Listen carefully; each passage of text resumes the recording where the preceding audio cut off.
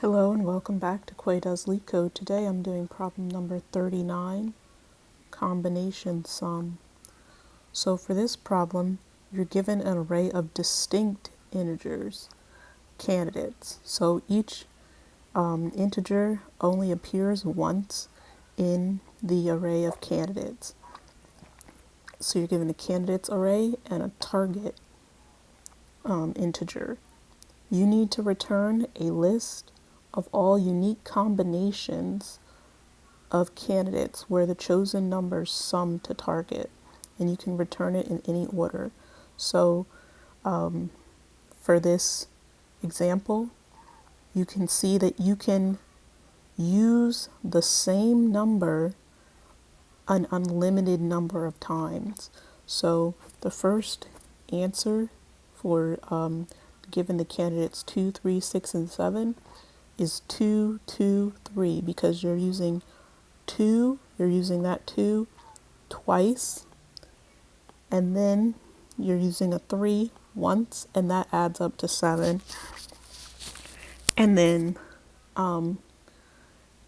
you're using a 7 one time, and that adds up to 7. So you need to return, so you return those two answers, and that's the output. So you can't have duplicates, so what if you had a 2, 3, and a 2? Well, that wouldn't be a unique answer because you're basically using the same numbers, 2, 2, and 3, just in a different order. So you need to make sure you don't have any duplicates. So because you need to generate all of the combinations, you basically have to solve this problem with the brute force method. And anytime you're going to need to generate a list of all combinations of something or all subsets of something, you would want to use backtracking. So we're going to be using backtracking. So for this, we're going to be using recursion. And so how are we going to be doing this? Well, let's take a look at what we could be doing. So we're going to have our candidates and our target, and we're going to our candidates. So we have our candidates and our target. And so how are we going to draw our decision tree? Well, we have to draw our decision tree such that we have no duplicates. So we don't want to have any duplicates. Well, since all the numbers are distinct, we don't have to worry about any duplicates in our numbers if we go in order. So what we can do is we can start with a decision tree where we have we start with the first number. We have a first number, and we either decide to add this number to our list, or we don't add the number to the list. And that will that will guarantee that there won't be any duplicates, because if you're only adding the number, everything that we generate along the left path is going to be adding a 2, and we're never going to add a 2 if we go down the right path. So we know that we cannot have any duplicates from this side onto this side if we don't add a 2. So we're going to be deciding to add the 2 or not to add any 2's. So we add the 2 and we don't add any 2's. Now, in our next decision, we're going to, because we can use each element more than once, we're going to also add another 2 here. And now in this decision tree, we're done adding 2's from now on. So we don't add any more 2's. So we just keep the same, we don't add any more 2's, so we don't add that 2. That's how we're going to keep from having duplicates. So now in our right side, we're going to add another 2, and then we don't add any more 2's.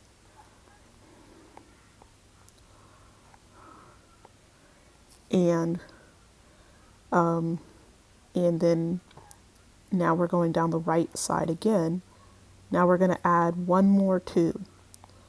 Now we can stop because we can see, and we don't add any 2's here.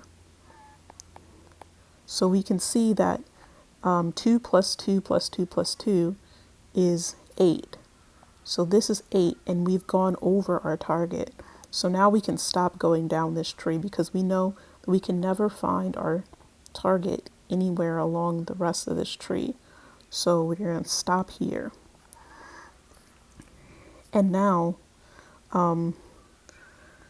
so we can backtrack to back up here.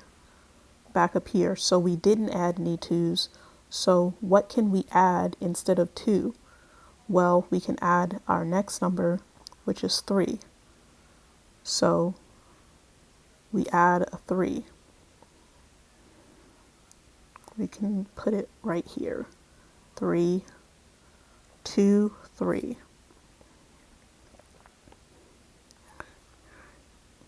Sorry about that.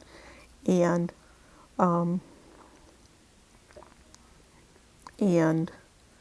now we can either add, so we can add another 3, or we don't add any more 3's. So we can add another 3 here. So 2, 3, 3. Now this is also over 8 because 2 plus 3 is 5, and 5 plus 3 is 8. So this is 8, so we're going to stop here. Now we're going to check, we're going to backtrack, and we're going to add here, we're going to add, we're done adding 2, so we can add a 3. So 2, 2, 3. And here we found one of our combinations because this adds to 7, so we can stop. So we know that if we add any more numbers, it's going to go over 7. So we can stop here, and we found a combination. Now we can check this part of the tree. So we're done adding 2's here, so we can add a 3. But if we add a 3, that's 2 plus 2 plus 2, which is 6, plus 3, which is 9. So this is going to be, so, whoops. This is going to be 2, 2, 2, 3. This is going to be 9, so we can stop here. So we can tell that we've been able to stop. So let's keep going down this. So for this, we can either, so now we can't add a 2 anymore because we're not adding any 2's along this path. So the only other number we can add, we start with the next number we can add, so that's 3. So we can add a 3, or we could not add a 3. And so we add a 3, and then we can add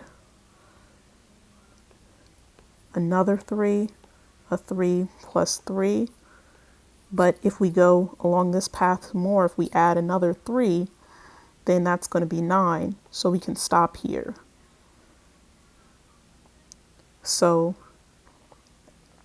then the next number is 6. So we can either add a 6 or not add a 6. And we can,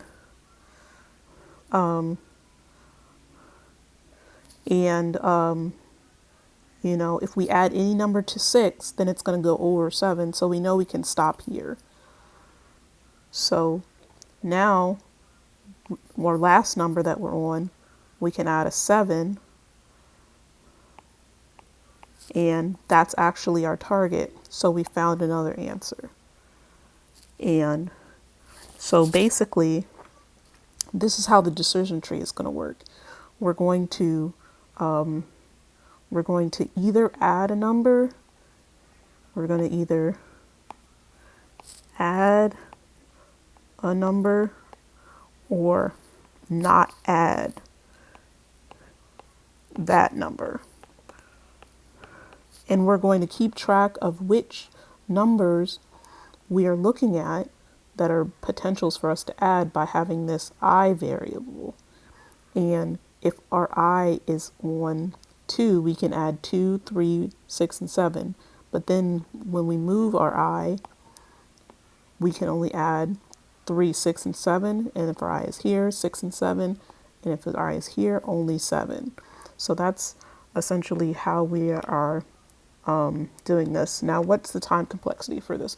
Well, this is a brute force, so it doesn't have a very good time complexity. But we know we have 2 decisions, so that means there's going to be 2 recursive calls. So it's going to be 2 to the power of something. So what is it to the power of? Well, it's going to be to the power of the height of the tree. So what is the height of the tree? Well, we know that our target is 7, and we can have at most we can go up to the height of 7. So it's going to be 2 to the power of target, and that is going to be the time complexity. So let's code this up.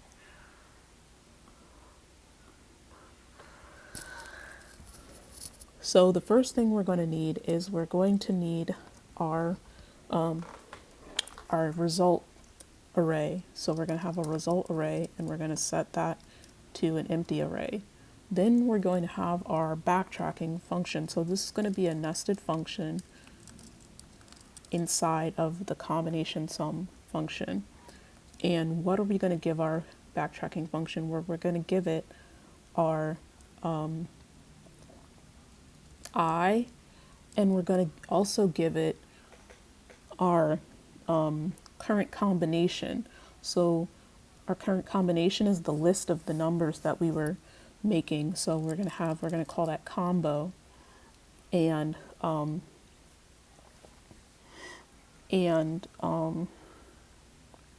we are going to also keep track of what our current sum is. So we're going to call that total. This is so we don't have to run a function to sum our combination array. And I spelled this wrong, so it should be combo like this. So okay. So what are our base cases going to be? Well, our first base case is we know we are done, or we found a combination if our total is equal to our target. If our total is equal to our target, if our combination numbers all add up to our target, then we know we found a combination that is that we need to record. So we're going to add to a result array dot append. We're going to give it combo. Now we're going to have to give it a copy of combo, because we're going to be using this variable in the rest of the function, and it's going to be changing. And lists are mutable, so the list is going to change, and the reference to the list, because we have a reference to the list in this result, it's going to be changing in the result. So we don't want that. So we're going to have to make a copy of it. So to make a copy of it, you just can do this slicing trick where you just put a colon and that slices it, the whole thing from the end to the beginning, which gives it a copy. So we're going to return, so we're going to append our combo, because that's one of the ones that add to the number, and then we're going to just return, and we're done. And now, another base case that we can have is if our total is greater than our target. If our total is greater than our target, then we know that we shouldn't be adding any more numbers, because it's already over our target, so we're never going to get to our target. Or if our I, because I is keeping track of where we are in the candidates list, so if our I is greater than or equal to the length of candidates, len of candidates, then we know that we've gone out of bounds for our I, so we don't want to continue. So we're going to just return, and we're just going to stop. So now, okay, so what's our recursive case? Well, we're going to keep on searching so the first thing that we're going to do is we're going to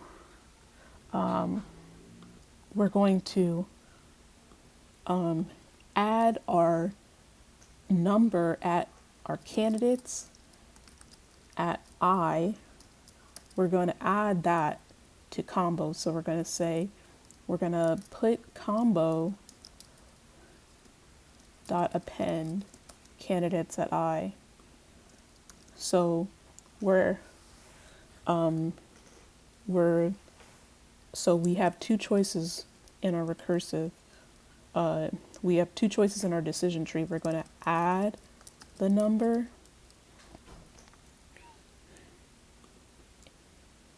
and then we're going to make our recursive call. So we're going to say backtrack.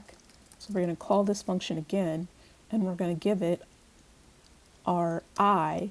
So we want to actually give it I and not I plus 1, because we are allowed to use this same number again. So we want to give it the number, and we're going to start at I, and we're going to give it combo, which we just changed to add the new number into combo, and we're going to give it total.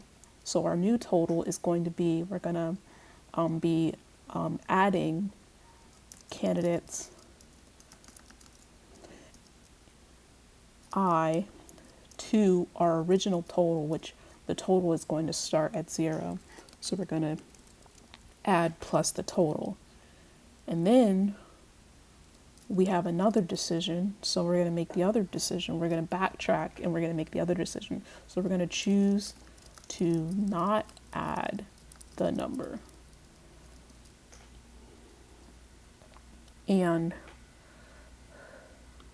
so if you choose to not add the number, you're going to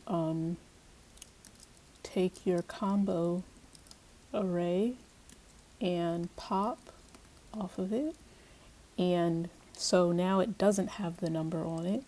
And then you're going to call your backtrack function, and you're going to pass it, you're going to start at I plus 1, because remember, you're not going to add the number, and the number that you're not going to add is going to be the number that's at candidates I.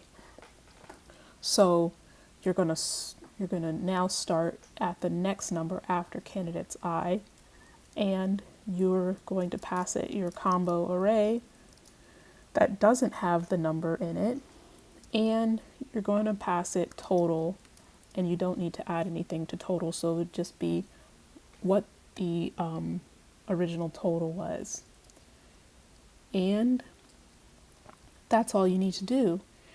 And then after you define your backtrack function, you just need to call your function. So you're going to call your backtrack function and give it the initial variables it needs. So it needs your I needs to start at 0, the first number of candidates, and the position 0, and you're going to pass it an empty combo array, and your total is also going to start at 0. And once you call your backtrack function, it's going to be updating result, and so now you can just return your result.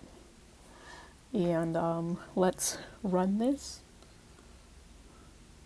and it's giving us the correct answer. Let's submit, and it was accepted.